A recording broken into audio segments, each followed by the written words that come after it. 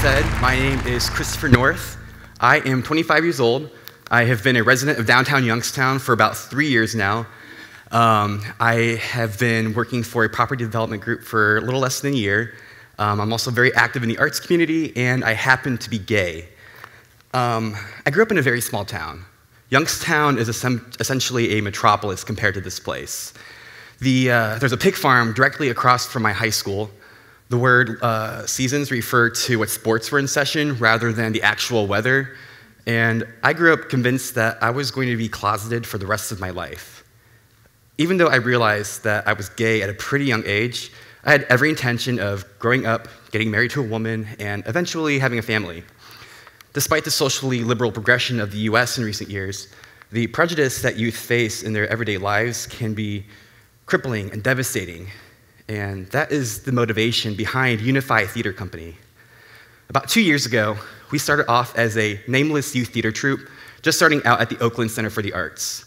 We began with a very simple idea: identify, interact with, empower, and share the stories of lesbian, gay, bisexual, transgendered, queer, and allied identifying youth. Our goal was to put a face to the obstacles and struggles that these youth face, while also creating a framework for a future of better acceptance and equality. While we were very unique to the area, there existed others throughout the US and Canada. They were part of what's called the Pride Youth Theater Alliance, also known as PIDA. PIDA is a network that advances the practice of queer youth theater by providing established and emerging leaders in the field with opportunities to collaborate, exchange, and learn from each other. Susan Ha, the executive director of Dreams of Hope, approached the Oakland with the opportunity to join this alliance and start their own Pride Youth Theater. And thanks to the persistence and dedication of Chris Harrington, who is now with Habitat for Humanity, Kent State instructor Daniel Naden, and YSU graduate David Palmer, Youngstown's own queer youth theater emerged. But how do you fund a program like this in a nation where same-sex marriage is only legalized in 36 states? New members of the Pride Youth Theater Alliance receive a generous amount of funding from what is called the Mukti Fund. Mukti is Sanskrit for liberation, and that's exactly what Mukti and YOUnify hopes to accomplish for youth by creating theaters like YOUnify.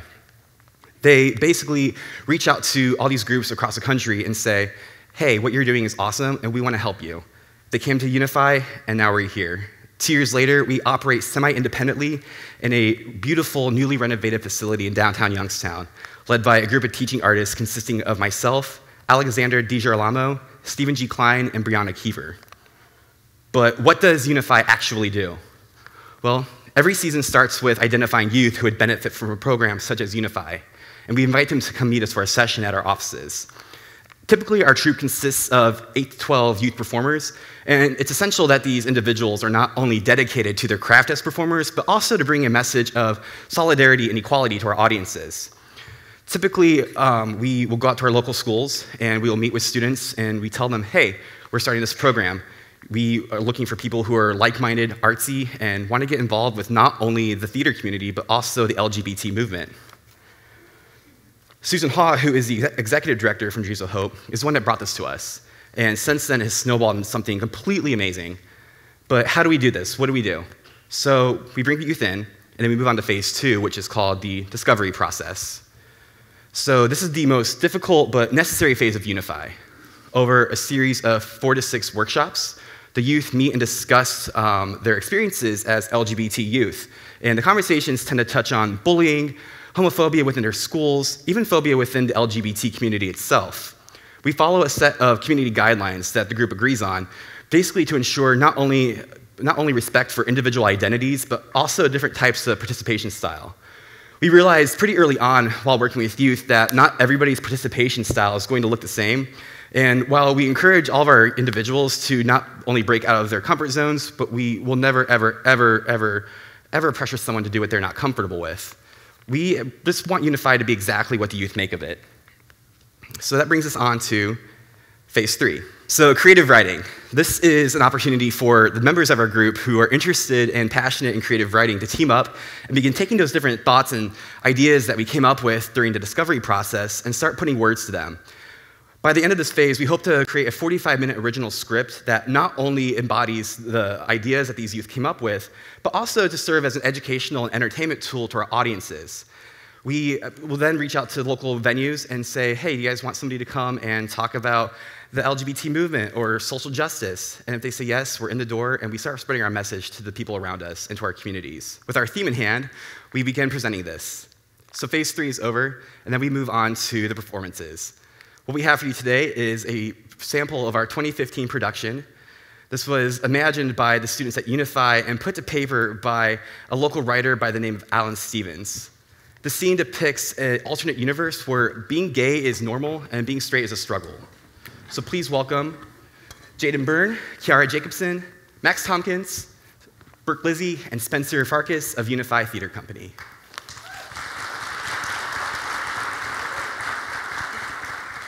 Dear, do you have the sports section? What have I told you about the sports section at the dinner table? I'm sorry, I just wanted to get the Browns score. They lost! That's our girl. Hello, Henry. How was school?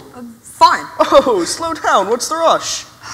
I just have a lot of homework. Is it art? No. Design? No. Well, then it must be musical theater. No, it's none of those. Well, then what is it, dear? It's wood shop. Sorry, what was that? Wood shop. You're not a girl. I love wood shop. We know, dear. Since when do they let boys in wood shop? I'm actually really good at it. And basketball and football. Are you trying to kill me? You know how I feel about sports ball talk in this house? Dad, I think I know Don't say it. I'm straight. This is it. Our worst nightmare come true. What would the Johnsons say at church? They're always bragging about Johnny and his ballet career. It's disgusting. Dad, please. I've done a lot of soul searching. It's no one's fault. Is Henry going to hell? Bobby, what a terrible thing to say. Well, we learn in Sunday school that even though Jesus loved everyone, anyone who's different from us is going to hell. That's not creepy. Honey, Bobby, everyone, please, just give me some time with Henry. Alone.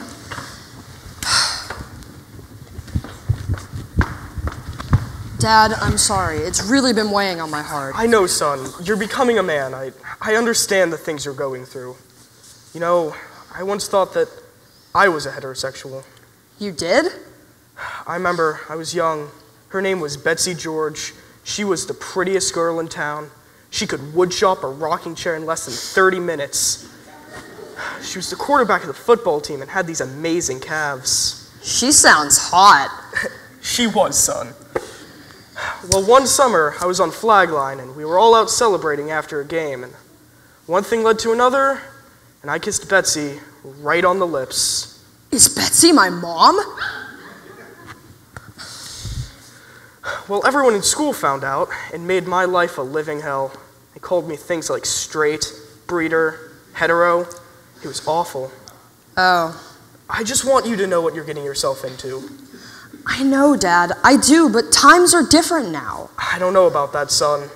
I just joined a straight gay alliance. There's tons of support for it at my school. I even have a girlfriend. Oh, Henry. I bet it's that cousin, Debbie Johnson. Steve, please. I knew they weren't perfect. Steve, honey, please. You need to stay calm. We all need to stay calm. I'm calm. I am. Henry, honey, have you really given this a lot of thought? Yes. I'm sure. I know it's not a phase. What? A lot of people think they're straight when they're his age. I mean, you did. This isn't about me. Dad! I've tried being gay. I really, really have, but this is just who I am. I'm a heterosexual. Have you, prayed about it? Yes. Are you sure about this? It's not going to be easy. Things are changing. Straights are even allowed to get married in some states. That's funny, Henry. Pretty soon they'll let straights run for president. It's true. They just passed straight marriage in Alabama. Really? That's shocking. It's a rainbow state.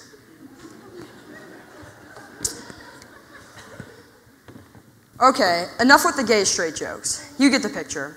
What you just saw may seem absurd, but it's a common reaction that many queer youth face when coming out to their families. And according to a study by the National Coalition for the Homeless, 40% of homeless youth in the U.S. identify as LGBT. Many of those youth were put there after coming out to an unwelcoming home. But the tides are changing, and it starts with us. On May 17, 2004, Massachusetts became the first state to issue same-sex marriage licenses. Today, same-sex marriage is legal in 36 states. It's no longer a question of if, but a matter of when. But we will not wait. We will lay down the foundation for a future of equality. A future where your privilege is not determined by who you love, Where you were born, What you worship. Or the color of your skin. a world where the LGBTQIA ABCDEFGs are a thing of the past. The labels will fade, but not the people. I'm transgender. I'm stunning. I am a badass. I'm fabulous. You took mine. And We are YOUnify.